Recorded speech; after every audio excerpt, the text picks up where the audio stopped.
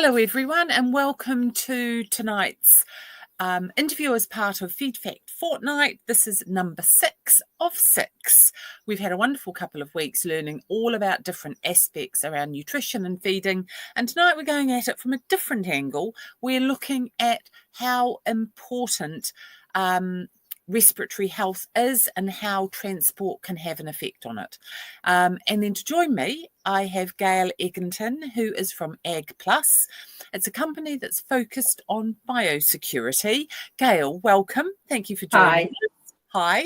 Can you just tell us a bit about what Ag Plus is and what you do and why biosecurity has become your expert topic? So I was that pony club mum that sprayed stables before the kids went in at camp. I've always worked with horses, and it's something that then just joined the dots, and we come out to yards and disinfect using specialist machines and a specialist disinfectant. But we also do a lot on education, and we do a lot on biosecurity plans and quarantine policies. So we will come in and set those up for you or update the ones that you've already got in place. Mm-hmm. And so just looking at in terms of travel and horse health, what impact does travel, and this is really good because last night or the night before we talked about the impact that traveling and competing away from home can have on a horse in terms of its diet and condition. What impact does travel have on horses' respiratory health? Quite a big impact, actually. You know, we're putting them in quite a small container as such. Ventilation is varied between boxes. If you're lucky enough to have a box that's got proper air conditioning or extraction fans on the top, that's great, but most of us don't. We're relying on the windows being open on either side and trying to get some airflow. Mm-hmm. We're trapping them in an environment where they can't really escape from the dust particles, the ammonia, and they're going to be warmer because they're in a tighter space, and all these things have an impact. Mm-hmm. Yeah, I can understand that. And are the risks the same whether you're traveling in a box or a trailer? Yes, because trailers tend to only have that little vent in the roof. So there isn't really any airflow from the front out through the back. Whereas at least in the horse box, you can open both windows, but it's not circulating in the way that we would really want ventilation to be circulating. Although I would say, and to my horror, because I would never do this, I have seen people travelling with a trailer with the front top window open, which just gives me the heebie-jeebies. I just cannot believe that they do that. But anyway, so assuming everything is closed in as it should be, how do we actually go about minimising the risk? How can we do the best possible? What can we do to try and ensure that the horses aren't constantly bombarded by those risks? Well, first thing always is to look at ventilation. And then when you've got the windows open or done whatever you can ventilation wise, we recommend that you don't overpack the horse part of the box. A lot of boxes will have rug racks above the horse's backsides, you know, and they can be rammed full. If you're traveling abroad, very often 1 or 2 of the horse compartments will be packed with equipment. And what this does is it reduces the airflow even further, and it increases the temperature, which, you know, then doesn't help your horse with his breathing in the confined space, and particularly over a long distance. So the other things that you could do are soak hay or take haylage. It's more moist. There'll be less dust from it. Look very much at the bedding that you're going to put down for them to stand on. Something that's low dust and absorbent. Something that's going to soak up any urine, you know, and keep the poo in one place. That all helps. And, you know, think about how long you're going to be traveling for. Lots of people like to push through and make the journey in one go, but there's good reasons not to. There's good reasons for finding a stopover place to get them out of the box. And probably the biggest reason for that is that their heads are in a very unnatural position, tied up in a horse box. And it doesn't allow for mucus drainage. And then if that mucus sits and pools, this can very quickly become a pathogen site. So if you can take them out, walk them round, let them stretch their legs, put their head down, and get some drainage going, then you're going to improve their chances again. That does make sense.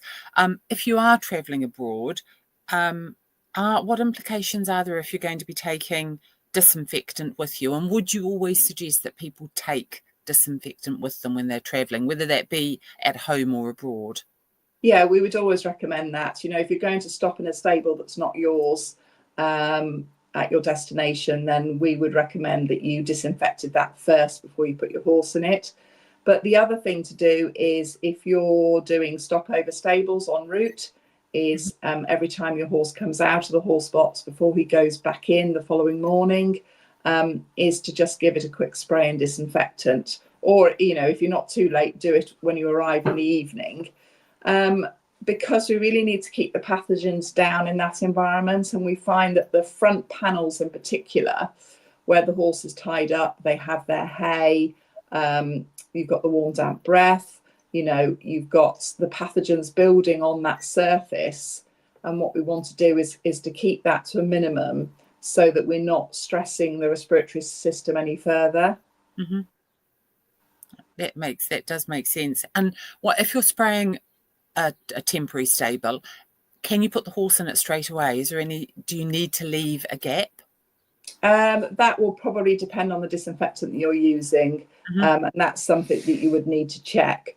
There's plenty of disinfectants on the market where there isn't a lead time, which means that you can spray and then put them straight in, but you should always check that before you use a disinfectant. And what would you, if you're suggesting to somebody traveling, what sort of hygiene protocol, what sort of thought do they actually need to give to how they set out a protocol for when they're traveling? So firstly, always muck out after every journey, whether that be a stopover or whether that be you've been out for the day and you've come home again. Remove all of the urine, all of the poo, sweep up any loose feed or hay, because what happens is when you shut that box back up and leave that in there, that's very quickly going to grow mold spores. And then your horse is going to breathe those in, even if you've mucked it out. So say you've arrived home on a Sunday night, you're late, you don't muck it out, but you might go to it on Wednesday and do it. Those spores will already be in the environment. And although you've then gone ahead and mucked it out, they're still there for your horse to breathe in.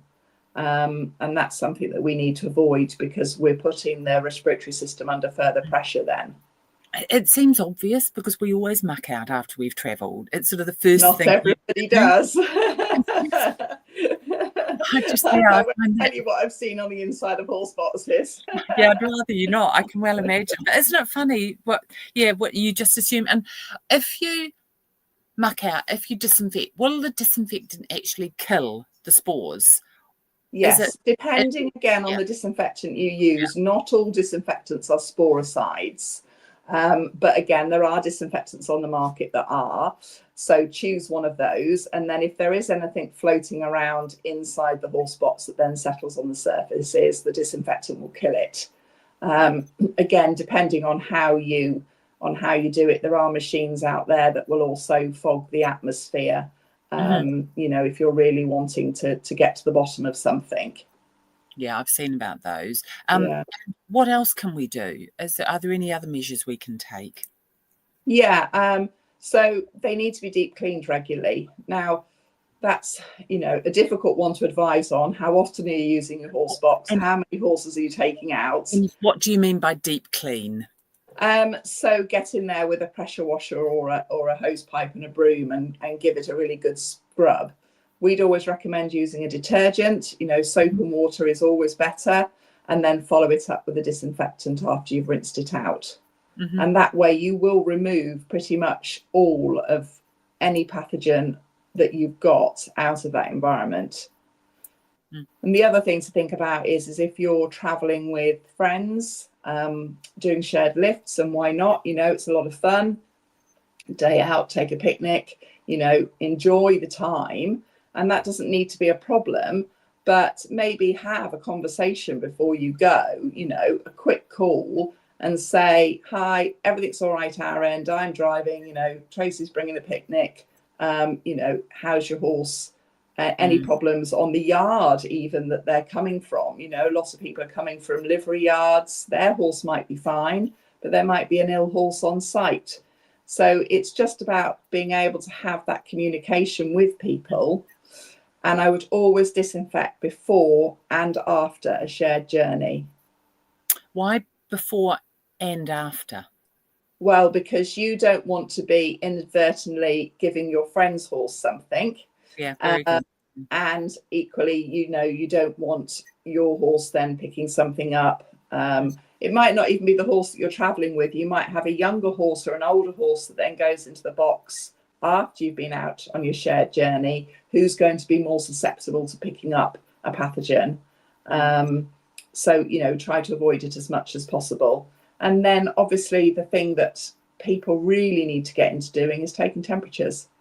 Yeah, we covered that last night, actually. Yeah. Really important, isn't it? Yeah. Because unless you know what the variation is and you think he's off colour and you then take his temperature, you have no idea. No. So before. If you were doing a shared load, or if you'd been to a stay away show, or you travelled abroad, you should be taking your temperature every day for 3 weeks when you return. It's under the FEI regulations, isn't it? It depends, obviously, what you're doing when you're away competing. But yes, there are FEI regulations, and there are apps for the FEI that you have to input your temperature before you go. But, there's lots of reasons. You might be taking your horse on holiday, but it would still be worth taking temperatures on return. That's really, really key. Yeah, I can see that. And just looking at respiratory health in general, I think we all take it for granted, and we all know about soaking hay or the quality of our forage, but how else can we support our horses' respiratory health at home as well as when we're away? I think probably the single biggest thing we can do is remove the ammonia from the environment. And there's lots of ways of doing that. Choose a bedding that the urine soaks away underneath the surface. Have the bedding deep enough that the urine isn't on the surface. This helps trap the ammonia gas. Muck out thoroughly. If you've got chance every day or once a week or at weekends, leave the beds up to dry so the floor dries. Leave the beds up the side, and disinfect the floor. Use a knapsack sprayer, disinfect the floor. Choose a disinfectant that kills the bacteria that cause the ammonia smell, not mask it with another smell.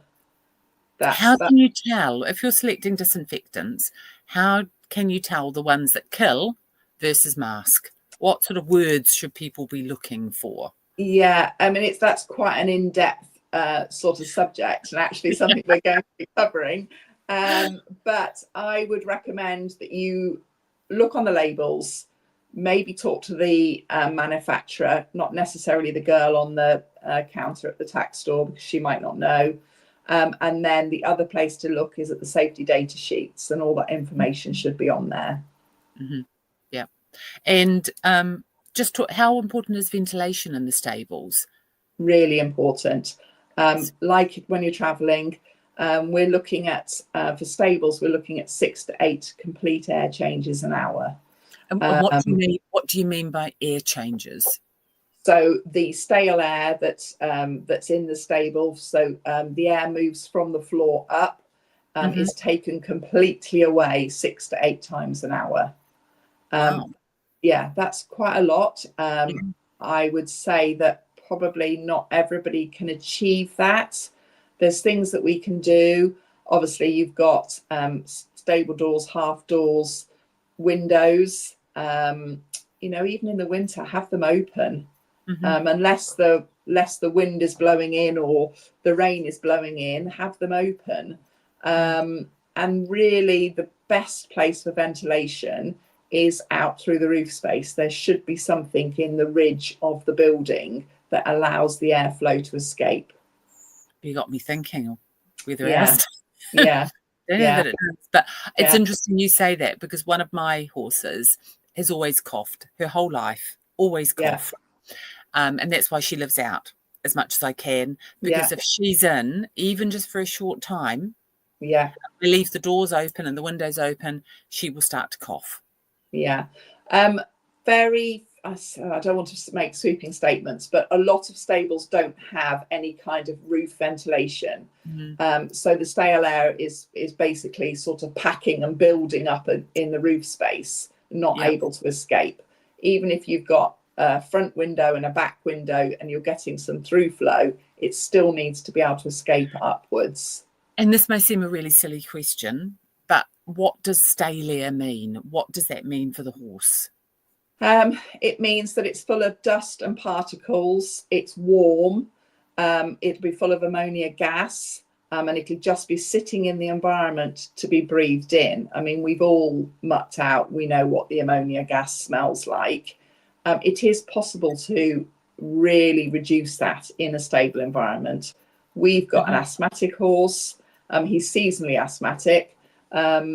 And we have to look very carefully at the bedding that we use.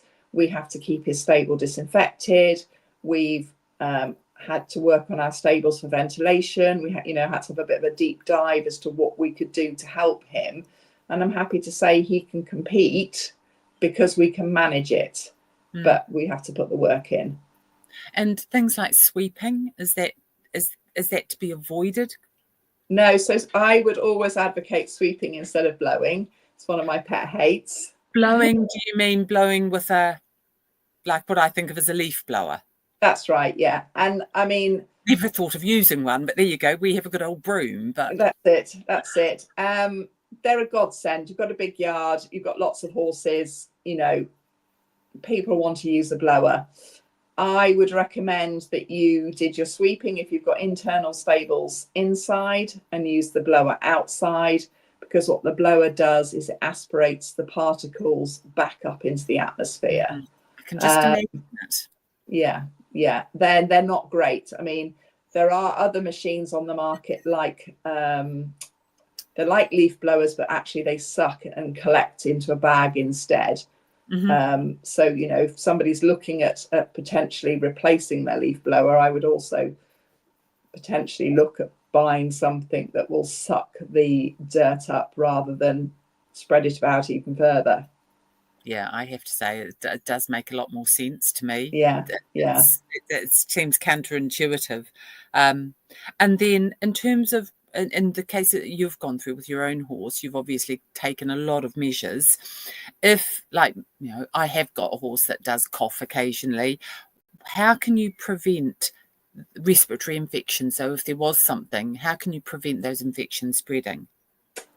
So if it's a respiratory infection, as opposed to, our scenario with asthma, then you need to isolate and quarantine. And then deep clean that stable and all of the equipment that was with it.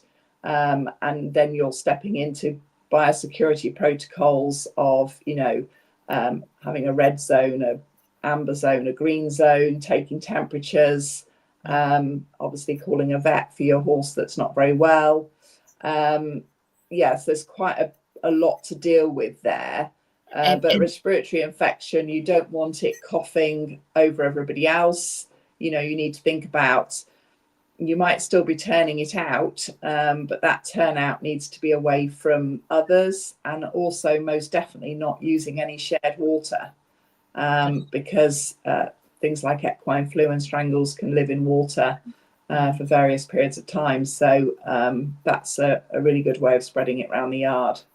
And even if there is general respiratory issues, I know you're a fiend, and we're always horrified at how little people look after what they're feeding and watering their horses from. Yes. So I've just spent all day doing water troughs on a big race yard in Lambourne. It's not what I would normally do. Normally I just advise, but for these guys, I did go in and actually help out. And I really remember why I hate automatic filling water troughs, because they're the hardest thing to clean on the planet. I've just got taps in all of my fields and troughs that are small enough for me to tip over and scrub out. But there are water treatment products on the market. They work. They're human grade, so they're completely safe to drink. You know, water is vital for everything. I mean, we talk a lot about rehydrating our horses. It affects every single system from the brain right down to the hooves. You know, if they're not hydrated properly, then you know, the water isn't going to get through the smaller capillaries into the hooves. You know, we work hard at keeping our horses' feet right. You know, you're looking at the absorption of nutrients across the gut wall. Water is just key for everything. And if you've got younger or older horses in particular that are drinking sort of green slimy water, they're much more likely to have diarrhea because their systems can't cope with it. And then, you know, they're probably not drinking enough. And how often would you, because I've got an automatic drinker, but I've also got another one where it's a hose. How often should you clean out your water trough if you're not using a product like I know you do, which I'm probably going to have to put in this year because it's not been good. So as soon as it starts to turn green, basically. And that's not too late. She shouldn't. Well, yeah, see, by then, you know, you're already putting the system under pressure. Yeah. But how else are you going to tell that it needs doing? And this is the problem, is because it will go from clear to green seemingly very quickly. Whereas actually the biofilm and the algae have been building in the water trough. But you haven't seen it. But you haven't seen it. And then all of a sudden it turns. People who've got the sort of the big chug skip things that they put water in instead of the big troughs, that's easy. Just do those every day. But if you've got a trough and you're not using a water treatment product, then probably your first sign is going to be that it's going green. You know, unless you're somebody that's filling with a hose pipe. Again, I don't ever tend to top anything up. I wait for them to drink it down, empty it and refill it. Yeah, which makes a lot of sense. I'm a little bit anal about my water, so. And just before we talk a bit more about water, feed buckets and so on. And I know this is my nutritionists get very, very exercised at how many people don't. Now, a lot of people rinse out their buckets, but I have to hold my hand out. We always clean our buckets, but we don't disinfect them. No, so we look at this quite a lot on yards. When we're setting up biosecurity protocols, we have to work with what's practical for a client. You know, you're looking at time, you're looking at staff. And so the best case scenario is that every single feed bucket is scrubbed inside and out after every single feed and then disinfected and turned upside down and left to dry, not stacked. Okay. Yeah. But if you've got 30, 60, 80 horses on a yard, that might not be feasible. So we are going with that they would rinse the bucket for the one feed, spray it with disinfectant. This needs to be a food safe disinfectant. Yeah, exactly. And again, turn them upside down to dry and then scrub, you know, after the other feed. So whichever end of the day is easier for you. You know, if you've got more time in the morning, scrub the buckets in the morning. If you've got more time in the evening, scrub the buckets in the evening. It's absolutely no good stacking them because you've got the dirt from the outside where it's been on the stable floor, then on the inside where the horse is going to eat. And if they're wet because you've rinsed them, then you're also creating the right environment for pathogen growth. So yeah, they are worth taking your time with. Yeah, they are worth really building into your daily routine. We're going to have to reassess our own routine, I see. I learn a lot doing goes these first. things, but sometimes it's lessons I don't want to learn. Yeah, but that's why we try to be practical when we work with people. Is what can they achieve? It's no good me saying to them, you need to scrub the inside and the outside of 80 feed buckets every morning and evening, because they're just not going to do it, and then they're not going to do anything at all. So we try to make it as practical as possible. Yeah. And just turning to water, you mentioned before how important, I hadn't thought about how important hydration is for a horse's hooves, actually. Yeah. Which seems a silly thing. What sort of water do horses ideally like to drink? Clean, obviously. Yes. So now, we get a lot of people say to us, oh, well, my horse prefers to go out in the field and drink the green slimy water than the water in his stable. And that's probably because he either doesn't like the taste of chlorine, and some of them don't, and depends how strong the chlorine is in your area. But also because your stable water buckets absorb the toxins, so the ammonia gas, and they go stale very quickly. So again, I would never top a water bucket up in a stable, never. Empty it and refill it. Yeah, that does make sense. Yeah. And we've had people say, oh, well, they'd rather go out and drink a muddy puddle. Well, that's because what's on offer in the stable isn't what they want to drink. It's not acceptable to them. It's interesting because my girls, we sort of get a lake in our field over winter when it's wet, and they will always drink out of that. Well, the rainwater is softer, you see. Yeah. It doesn't have the chlorine taste. But the problem with that is you don't know what they're ingesting alongside that water. You don't know what's in the runoff from that water. Have there been chemicals on the neighbouring field? Are there creepy crawlies and other bacteria and parasites from the field that are floating around in that water? How much does a horse actually drink? It's something I think I should know, but I don't. In hot weather, they can drink sort of 40 or 50 litres a day. Yeah, it's quite a lot. And hydration isn't obviously just about drinking water. We need to replace electrolytes. But I think that what I really want people to think about is, what is the quality of the water that you're offering them first?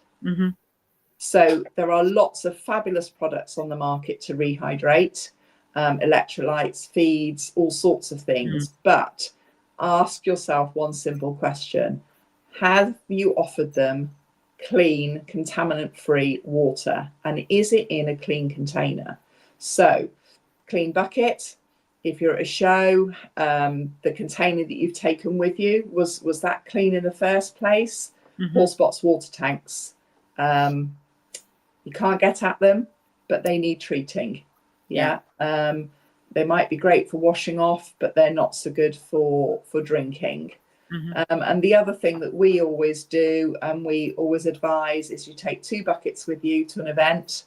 One is your water drinking bucket and one is your washing off bucket. They're more likely to drink the clean water, and also a lot of people are using some kind of detergent or cooling liquid.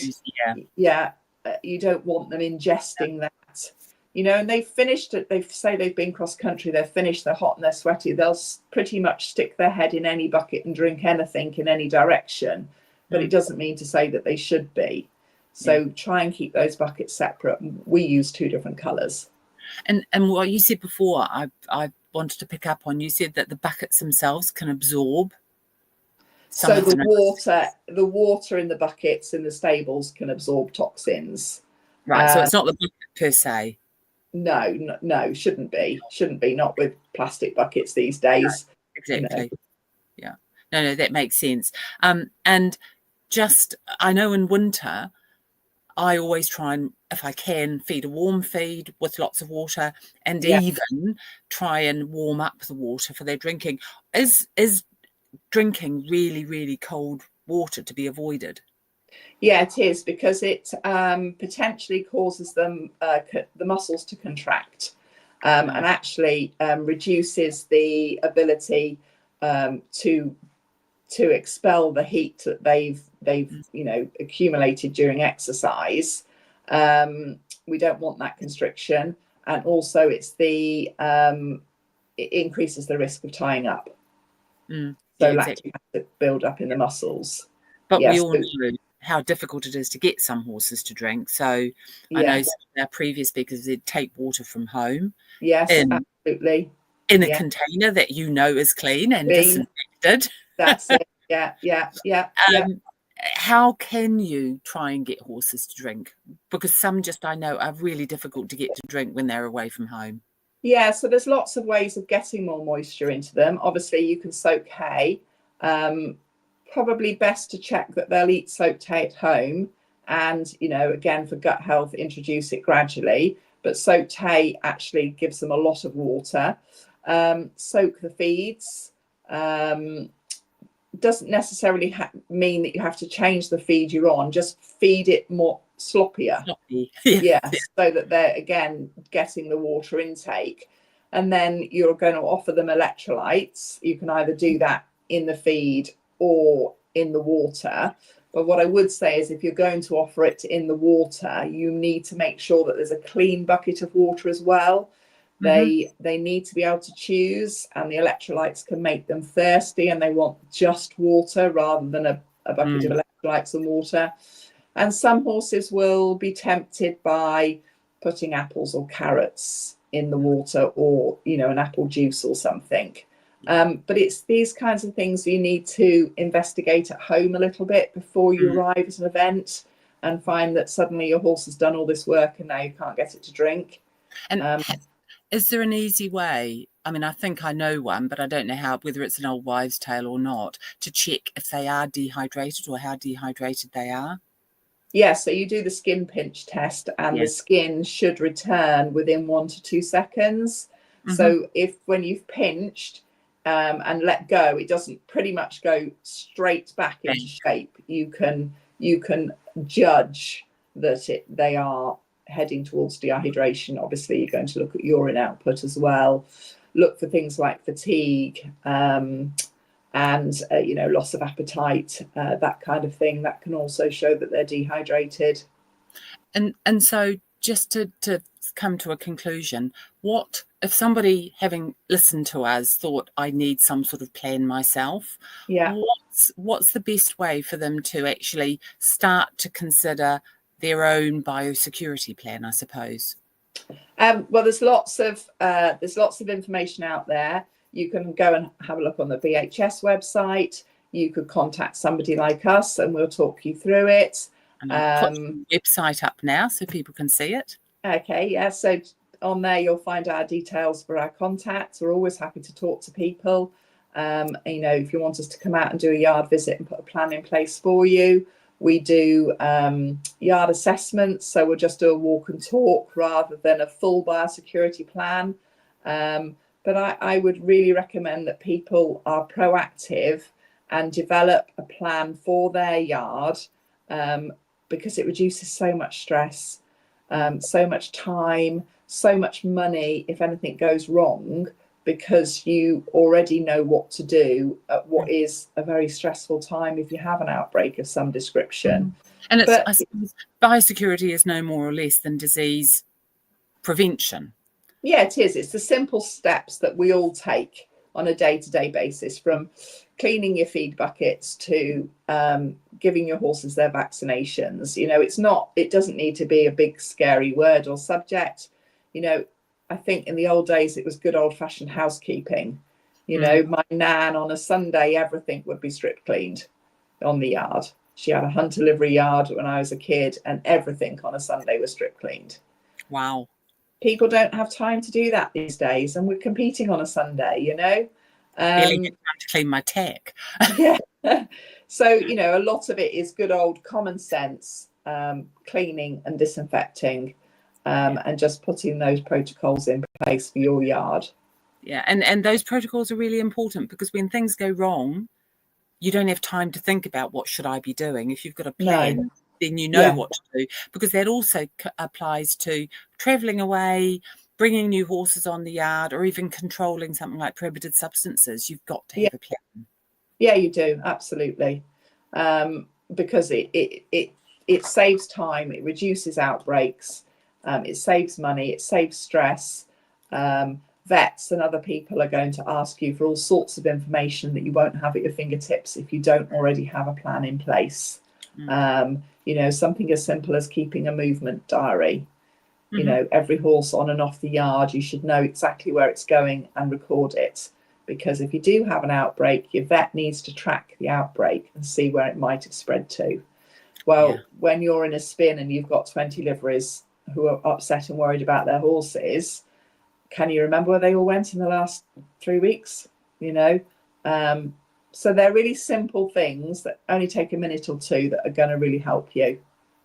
I think that's really important. And doing things, as you've mentioned already, taking temperatures, knowing what the routines are, so that and be prepared for things to go wrong, and hopefully they never will, but you're prepared if they do. Yeah, I mean, one of the things to do is choose your disinfectant. Do your research, find a disinfectant that works for you and your yard.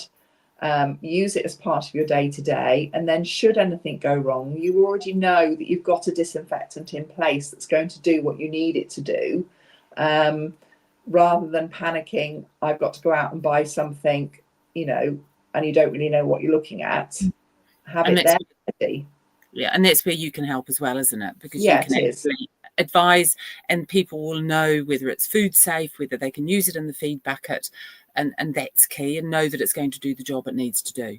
Yeah, you need something that's broad spectrum, that's going to do bacteria, viruses, fungus, mold. Some are sporicides as well. Obviously, I would always go with one that is, cover the widest range possible. Household disinfectants are not potentially going to help you because they're not at the right strength. They've not been tested in the right way. So it is better to get an equine specific disinfectant. Yeah, that's really key. Well, I'd recommend people go to your website, have a look at what you do, what you've got available, and start to think about putting a plan in place, because I think that's going to be absolutely key. Yeah, and we're always happy to chat. So just pick up the phone and ask us a question. Brilliant. Gail, thank you so much. Hopefully this will prepare people for what is going to be a long and pleasant competition season with not much rain. Yeah, absolutely. Thank you so very much. For joining me. Thank you. Okay, bye. Bye.